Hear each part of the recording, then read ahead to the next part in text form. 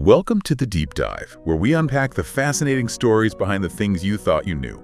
Today, we're stepping into the 19th century art world. We're looking at a piece most people instantly recognize, but, well, its true backstory is far more complex. And frankly, pretty scandalous compared to how delicate it looks. Exactly. It's an artwork that didn't just spark controversy, it really peeled back layers of uncomfortable societal truths from its time. We are talking, of course, about Edgar Degas' Little Dancer of 14 Years, a sculpture that really threw down the gauntlet in terms of artistic conventions when it first appeared. It stirred up quite a reaction. It's such a unique piece, just packed with history and, hidden meanings. Absolutely. So our mission today is to get under the skin of this iconic work, The Little Dancer of 14 Years, at Degas. We're not just going to look at the art itself, but really delve into the life of the young model, Marie. And the societal firestorm it ignited, plus how its legacy has, well, dramatically shifted over more than a century. It's quite a story. It is. And you'll uncover some surprising facts and hopefully some insightful nuggets from the sources we've dug into. It's a shortcut to being genuinely well-informed about this captivating piece. So let's dive in. Okay, so to really get the sculpture, we had to start with the muse, the model.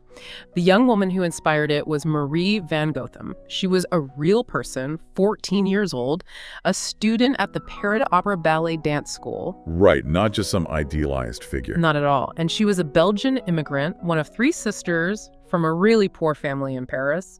Her background, as we'll see, is absolutely crucial for understanding the sculptor's impact and, well, all the controversy. And Degas's vision for her, even right from the start, was pushing boundaries, wasn't it? He made this around 1880, 2/3 life-size.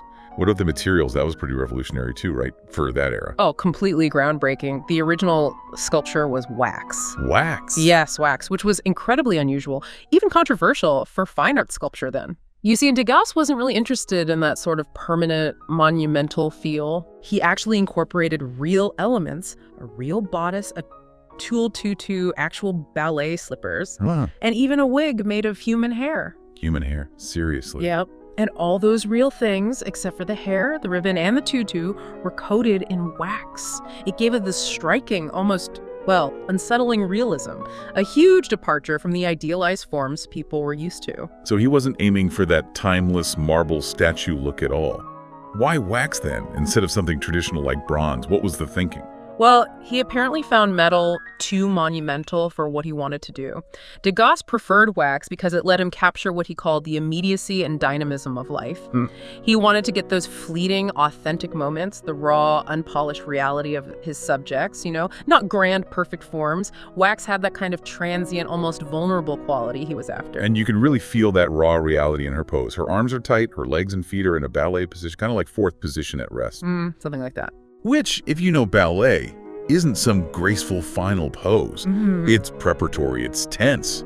There's a real tension there. Definitely. It's not angelic in the slightest. No. It feels much more like a young dancer being, put through her paces. And those early critics really picked up on her face, didn't they? Yeah. Calling it contorted or sickly gawky. They did, seeing it as deliberately ugly rather than maybe just the vulnerable reality of a tired teenager. Yeah.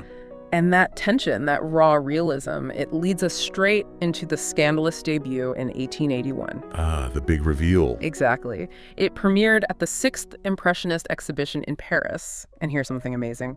This was the only sculpture Degas ever showed publicly in his whole life. The only one. The only one. And maybe when you hear the reaction, you'll understand why he might have stopped there. Okay, sounds like it caused quite a stir.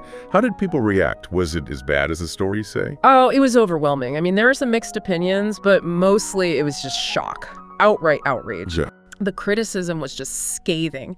Critics literally compared the dancer to a monkey, a Mexica. A monkey. Good grief. And most famously, an opera rat, which was a really nasty, derogatory term for young female dancers back then. An opera rat, that's harsh. And there was this one prominent critic, Paul Mance, who infamously called her the flower of precocious depravity. Precocious depravity, that's incredibly brutal for a 14-year-old girl. Brutal. He said her face was marked by the hateful promise of every vice. Was there anyone who liked it? Any positive voices at all? There were a few. George Carl Huysmans, for instance, saw it completely differently. He actually hailed it as the first truly modern attempt at sculpture I know. Okay, so a glimmer of appreciation there, but mostly negative. Mostly. And the core of the outrage wasn't just the weird mix of materials like the wax and real clothes. It was the sculpture's, quote, crude hyper-realism. Hyper-realism. Meaning it looked too real. The wax body was painted in this natural, flesh-like color, and people found that profoundly disturbing. Disturbing how? they compared it to taxidermy.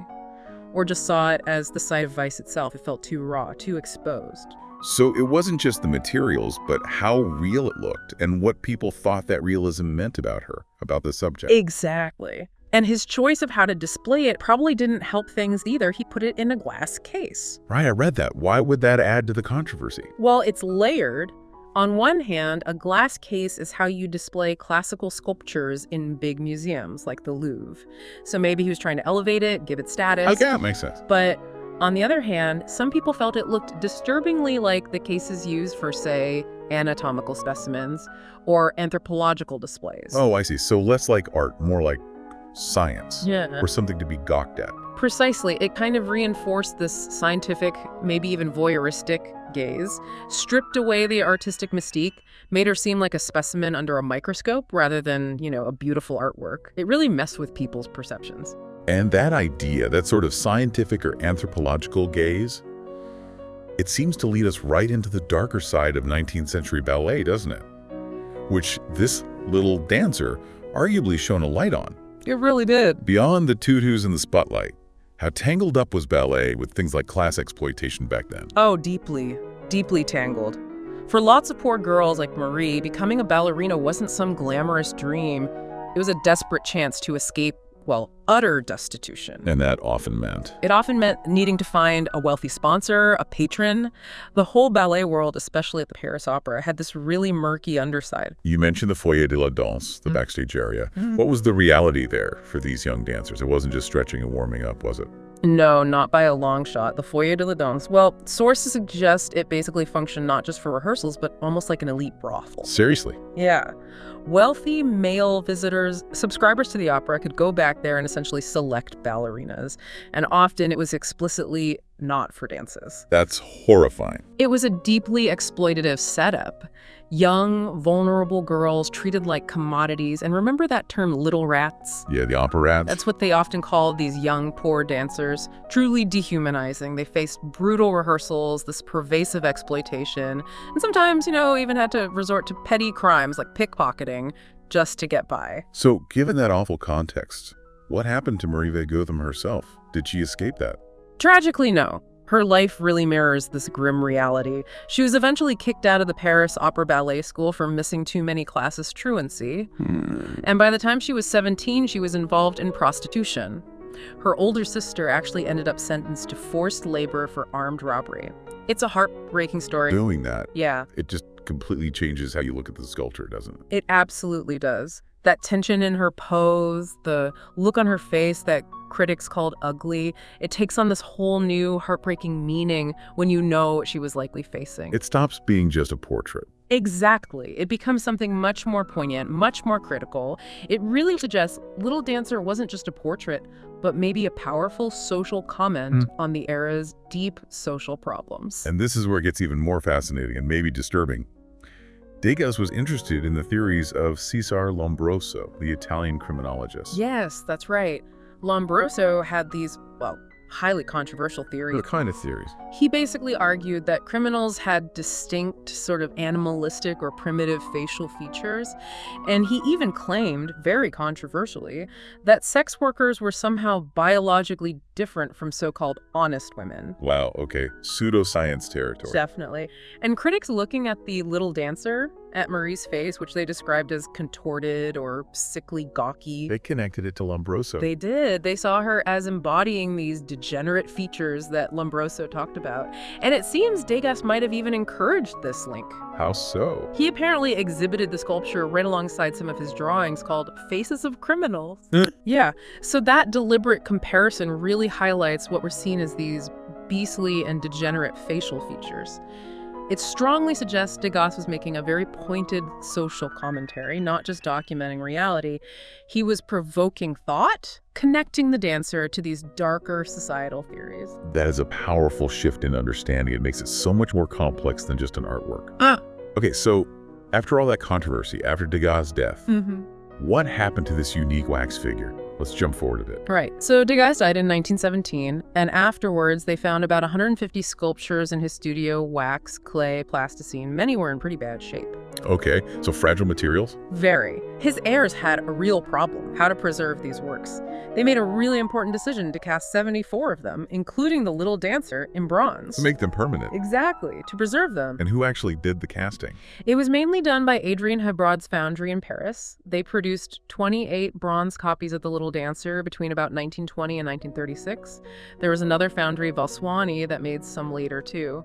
And it's interesting because Degas himself wasn't keen on bronze, right? That's the irony. He thought bronze was too long-lived for his sculptures. He liked the fleeting quality of wax. Yet these posthumous Hebard casts are now considered the authentic Degas works that we see in museums all over the world. Even though he didn't physically make those ones. Correct. It raises interesting questions about authorship, but they are accepted as Degas. And I heard that even among the bronze casts, there are little differences, like the tutus. That's right. The tutus aren't all identical. They vary between the casts. And speaking of tutus, there was a big restoration project recently on a copy in Dresden. Oh, yeah. They discovered it was actually made of brass, not bronze, which was a surprise. And its tutu was missing, so they had to carefully create and attach a new hand-sewn one. It just shows the ongoing work needed to maintain these pieces. But what's truly amazing, I think, is how perception has flipped. What was once called ugly, repulsive, even depraved by so many critics, is now often described as beautiful by art historians. What does that massive shift tell us about changing tastes, maybe? It tells us a lot. It shows that our ideas of beauty, what we value in art, what we're willing to look at and admire, it's not fixed. It evolves hugely over time. So what was shocking then is now appreciated. Exactly. That hyper-realism, which seemed crude or immoral then, is now often seen for its raw honesty, its vulnerability. We appreciate its connection to a deeper, more complex social story. Perhaps we become more open to art that doesn't just prettify things, but reflects difficult realities. And the money certainly reflects that change, too. The prices these bronze copies fetch now are just astronomical. Absolutely staggering. There was one that sold for, what, over $13 million, like $19 million back in 2009? Yep, and another for nearly $25 million in 2015. And then a record in 2022. May 2022, yes, $41.6 million. Wow, $41.6 million. That's incredible. It is. Although it's worth noting that this rise in value isn't without its own controversies or alternative readings. Well, one source we looked at controversially suggests this high value is linked to, quote, the growth of approval of pedophilia in Western society, which is obviously a deeply disturbing interpretation. Right. And just to be clear, we're reporting that viewpoint from the source material, not endorsing it. Absolutely not endorsing it, just presenting the range of perspectives out there. There's also the argument that technically these bronzes are Hebrod's work, since his foundry cast them, not Degas himself directly. So questions about execution versus conception still linger for some. Sure, those debates about posthumous casting are always complex.